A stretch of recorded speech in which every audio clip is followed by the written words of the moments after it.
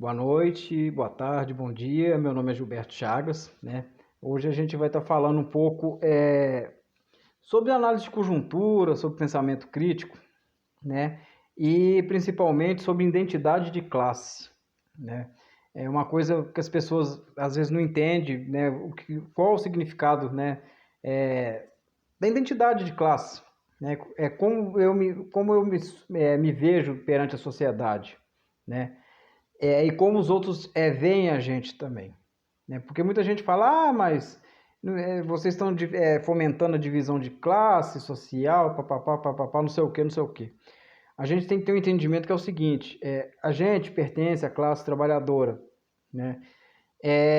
Eu falo isso, por exemplo, catadores de materiais recicláveis, pessoal que trabalha na construção civil, né? Pessoal que trabalha no campo, né? Eu falo os pequenos e médios produtores rurais, né? As pessoas que estão aí dirigindo o seu Uber, né? As pessoas que estão fazendo entrega, né? As pessoas que estão fazendo um bico, né? Que está trabalhando lá de caixa do supermercado, seja qualquer trabalho, no lava-jato, no posto de gasolina, né? As pessoas que trabalham em empresas, né? E o que acontece é o seguinte, muitas das vezes a gente somos pessoas que a gente não tem representatividade nem voz, né? Então, por exemplo, as pessoas chegam cansadas em casa, então elas vão ligar a televisão e elas vão ver as notícias, né? E aí as notícias são assim, o mercado está nervoso, né? O mercado está nervoso, né? Porque o governo vai gastar X de dinheiro para fazer alguma coisa social, né? Eu não estou falando no caso desse desgoverno aí não, viu, gente? Esse desgoverno não faz nada pelo social. Mas a gente sempre ouve, né, falar o mercado tá nervoso, o mercado tá nervoso, o mercado tá nervoso, né? E o mercado tá nervoso, na verdade, são os ricos, são os bancos, né? Porque é o seguinte, o governo tem uma dívida pública, né? O governo, né, entre aspas, nós temos uma dívida pública, né? E é só que essa dívida não foi a gente que fez, né? Essa dívida é oriunda de empréstimo e tal, né? E na verdade a gente nem sabe por que existem essas dívidas. São dívidas que têm juros sobre juros, sobre juros, sobre juros, sobre juros, né? E a maior parte da receita, ela que é gerada no país e vai para os cofres do governo, é para pagar essas dívidas, né? Então, quando fala de fazer o mínimo, né, alguma coisa social, ou fazer alguma, né, qualquer coisa que seja, o mercado, não, isso vai furar o teto de gastos, né? A gente tem que ter entendimento que é o seguinte, o Brasil não é uma empresa, o Brasil é um país, o Brasil é um país, é uma nação, né? Não tem como administrar o país como uma nação. Tem que ter investimento em infraestrutura, tem que ter investimento, por exemplo, em educação de base, ensino de qualidade, saúde pública, né? Quando a gente fala em infraestrutura, é saneamento básico, rede de esgoto, né? Não é só nem asfalto, não é só nem rua, não, gente.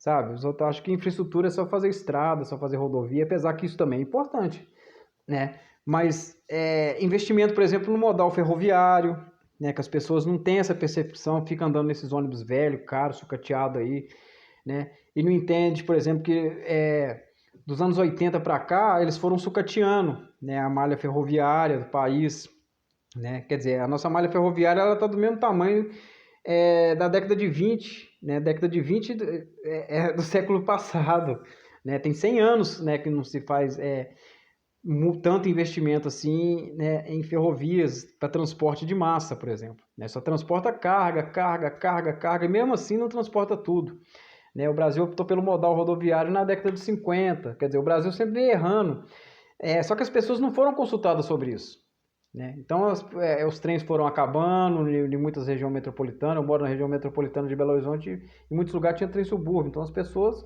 deixaram, né? Ninguém falou nada, né? E a gente tem que ter um entendimento que é o seguinte: existe uma coisa chamada democracia participativa, né? O que é democracia participativa? É a gente dar opinião naquilo. Por exemplo, se você vota, né? Quando você vota, você elege a democracia representativa, que são os políticos lá, os vereadores, os deputados, né, o presidente, né, essa coisa toda aí, governador, prefeito, é a democracia representativa, né, os vereadores, né,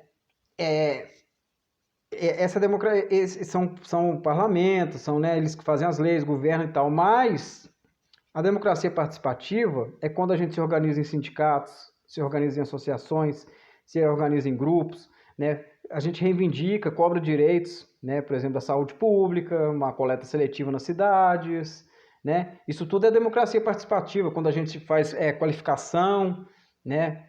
Formação política, né? Quando a gente fala formação política, gente, muita gente entende, mas não é formação política partidária, é formação política de estar entendendo e estar cobrando, né?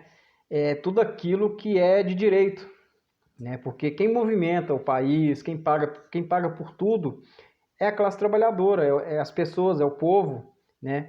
São todas aquelas pessoas que levantam cedo, pegam um ônibus, né? Que trabalham por um quinto do que deveriam ganhar, né? Porque de acordo com o Diese, o salário mínimo deveria estar em R$ 5.465, hoje o salário mínimo em 2021 é R$ 1.100, quer dizer, as pessoas trabalham por um quinto. A maioria das pessoas no Brasil, né, que tem a sorte de ter um trabalho hoje, né, ganham um quinto do que deveriam receber. E outras pessoas que estão na situação, por exemplo, de extrema pobreza, né, estão ganhando menos que um salário mínimo ainda, ganha menos que esse quinto, né, ganha um terço, ganha um quarto, né, não ganha nem nada, ganha uma 10ª parte. Tem gente que está trabalhando por uma 10ª parte do que seria justo, tem gente que está tirando R$ 200, R$ 50, tem gente que não está tirando nada. Né? Hoje a gente está vivendo insegurança alimentar, então a gente tem que ter todo esse entendimento por que isso acontece. E quando a gente vai ver, por exemplo, as coisas, quem fala nos grandes meios de comunicação, né, os banqueiros, os grandes empresários, eles falam, não, a reforma da Previdência vai ser bom para o Brasil, né? A Previdência não pode, os mercados estão mais confiantes, né, que vai ter essa reforma, né, essa tal da reforma. Sabe por que isso? O que interessa? Pô, mas os caras não trabalham fechado, os caras não pagam INSS, por que esses caras ficam falando tanto, né, de Previdência? Eles falam isso por causa daquilo que eu falei lá atrás, né? Sobra mais dinheiro para poder pagar a dívida, né? Quanto menos dinheiro gastar com Previdência Social, quanto menos dinheiro gastar com escola, quanto menos dinheiro gastar com educação, né, com saúde pública, né, com infraestrutura, sobra mais dinheiro para esses bancos, para esses grupos, né, para esses especuladores. Então a gente tem que ter esse entendimento. As pessoas têm que ter esse entendimento, o porquê que o tal do mercado está nervoso, por que os salários são baixos, por que a economia é dolarizada, por que a moeda é fraca, por que quando você vai no supermercado você paga caríssimo num pacote de arroz, porque o tal do agro, né, são as grandes fazendas, os grandes, exporta tudo para fora e vende tudo em dólar. Então tudo é cotado em dólar, né? E a comida é uma coisa que virou commodity há muitos anos atrás. Né? Comida é mercadoria. E como a comida é mercadoria, ela é taxada como a mesma coisa da gasolina, que está caríssimo também, porque os caras só vai aumentando, que se dane o povo. Para distribuir dividendos para acionistas, né, que são as pessoas que compram aqueles papéis, né, das empresas e lucram com isso. São uma minoria de pessoas. E o país fica, né, 211 milhões de pessoas ficam sem saber o dia de amanhã. Então a classe trabalhadora ela tem que se identificar, ela tem que ter identidade de classe, ela tem que ter esse entendimento, ela tem que procurar conhecimento, ela tem que procurar ler, ela tem que procurar participar da democracia participativa para poder cobrar da representativa. Né? E quando você for eleger algum representante da democracia representativa, você escolher projetos, escolher aquelas pessoas que sempre estão ali votando, por exemplo, de coisa que interessa para o trabalhador, para a trabalhadora, aquelas pessoas que nunca estão envolvidas em escândalos, né? E as pessoas sempre estão colocando os mesmos, né? Seja lá o líder religioso que chega para o seu rebanho e fala, vocês têm que votar no fulano, que o fulano é homem de Deus, e pronto. Mas cadê o projeto político? O que você vai fazer? Né? Você votou contra os trabalhadores ou a favor dos trabalhadores? Né? As pessoas têm que ter esse entendimento. Não é votar porque o cara é amigo, porque o cara é simpático. Né? Não vai vir um herói de capa e espada salvar o Brasil. Né? Quem vai salvar o país é a gente, é a mobilização da gente, é o entendimento da gente. Né? E a gente ter investimento em infraestrutura, em educação, conhecimento, né? Essas coisas precisa ter. O país ele só vai avançar se tiver, além de distribuição e geração de trabalho e renda, tem que distribuir conhecimento também.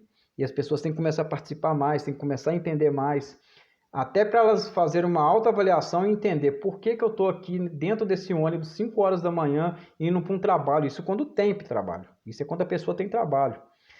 e estou indo lá para ganhar 1/5 do que eu deveria ganhar, né? Ter esse entendimento, né? Por quê, né?